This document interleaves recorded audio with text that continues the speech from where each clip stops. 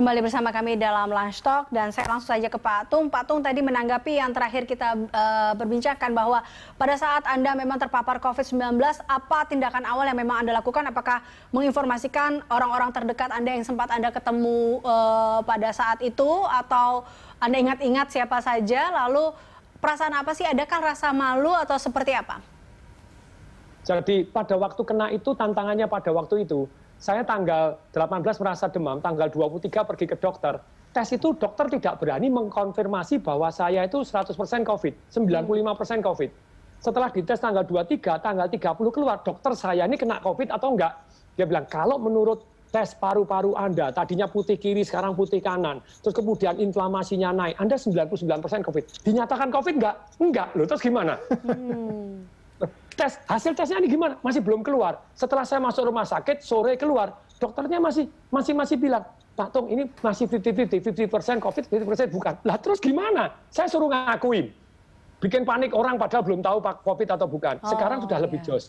Nah, tetapi tadi yang saya perlu sampaikan ini, para dokter kan sebetulnya sudah ukuran. Tadi saya sampaikan Pak Turo, jadi dengan para dokter, ada CT value, CT value. Itu kalau di bawah 30, para dokter sepakat itu masih menular. Tapi sekarang kenapa ada kesepakatan setelah 14 hari boleh dilepas tanpa tes? Masuk pasti karena tes. Tapi lepas, tidak dites. Lepas harus dites. Terbukti apa? Setelah 14 hari ditambah 7 hari lagi, sepupu saya CT value-nya masih di bawah 30. Anaknya 20 sekian, dia 23 juga. Berarti masih posisi menularkan. Jadi ini ilmiah. Jadi kalau itu kesepakatannya dikurangi, enggak Pak, kalau CT value-nya sudah di atas 23, berarti tidak menular. Ya, silakan. Tapi kenapa sekarang lebih kendor? Nah, sekarang tokoh masyarakat, ini yang saya share. Peran tokoh masyarakat itu apa sih? Satu, tergantung Anda punya kuasa atau tidak. Kalau Anda tidak punya kuasa, ya Anda cuma tokoh masyarakat juga, yang namanya tokoh yang diikutin, influence. Yang nomor satu tentu saja Anda harus memberi contoh, tidak bisa tidak begitu ya. Menggaungkan, memberi contoh menggaungkan. Maksudnya memberi contoh itu bagaimana? Menggaungkan 4M. Memakai masker, menjaga jarak, mencuci tangan, dan menghindari makan bersama dengan orang yang belum kita ketahui latar belakang kesehatannya. Dia habis ketemu siapa, kita tidak tahu, itu bahaya sekali. Sama saya tahu sih sama-sama dokter, tapi kan dia baru saja ketemu siapa, kita tidak ngerti. Nah, saya tahu nih pembantu saya, tapi baru pergi ke pasar, tunggu dulu, kamu ke pasar ngapain, saya lakonnya apa gitu ya. Tunggu dulu, gitu. Jadi saya punya teman itu ketularan dari pembantu. Jadi pembantunya pergi ke pasar. Sekarang pasarnya satu pasar ditutup gitu ya. Jadi susah ngomong. Nah, kemudian memberi contoh ini, betul tadi. Perlu nggak kita berani ngaku? Perlu. Kalau kita ngaku, kita mengaku bahwa ini bukan aib kok. Dan ketika kita ngaku, orang-orang yang dekat kita kan jadi waspada. Saya kemungkinan kena. Kalau saya kemungkinan kena, saya bilang isolasi. Begitu kena, langsung saya umumkan. Saya dites tanggal 23, baru tanggal 30 masih banci, tanggal 1 demam, tanggal 1 dites, tanggal 4 dibuktikan sore kena, tanggal 5 saya umumkan melalui Instagram. Jadi please tolong di tracing yang kena saya seminar 6.000 orang di Surabaya waktu itu dengan Ibu Risma itu tolong di tracing. Saya bilang tracing 6.000 gimana caranya gitu. Tapi orang yang ketemu saya dekat, ya tapi alangkah baiknya tetap harus di tracing. Ditelusuri tadi. Nah kemudian ini memberi contoh. Kemudian Anda yang kalau punya kuasa, ini bukan hanya menggaungkan, memberi contoh, memberi contohnya juga ini loh, kalau saya yang tidak punya kuasa memberi contoh, hidup sehat seperti apa, tidur cukup seperti apa, makan yang cukup, minum air putih 30 cc per kilogram, sangat-sangat penting. Terus kemudian meditasi, doa, olahraga, pernapasan.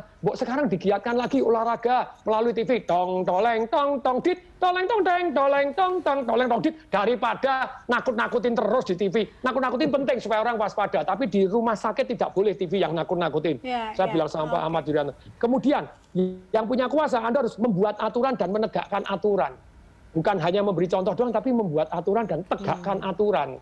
Oke, baik.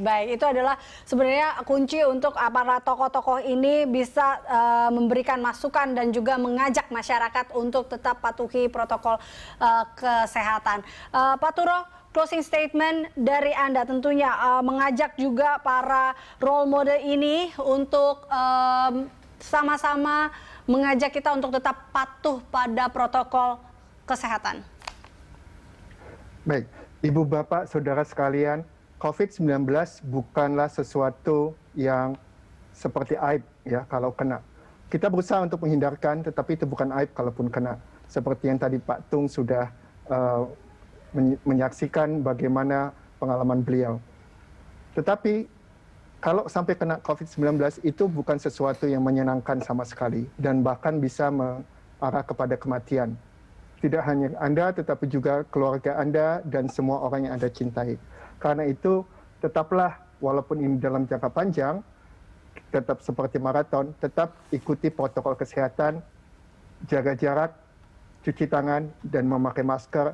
Dan kalau Anda bisa tes diri Anda, karena Anda basically adalah pahlawan kalau Anda bersedia untuk dites. Terima kasih. Oke, baik.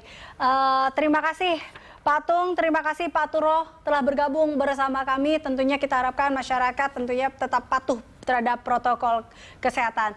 Terima kasih, salam sehat, salam dahsyat untuk Pak Turo dan juga Pak Tung. Ya, pemirsa, informasi tadi sekaligus mengakhiri jumpa kita dalam Lunch Talk hari ini. Jangan lupa untuk tetap terapkan protokol kesehatan untuk mencegah penyebaran COVID-19. Atas nama seluruh kerabat kerja yang bertugas, saya Eliza Hasan, pamit undur diri. Terima kasih dan sampai jumpa.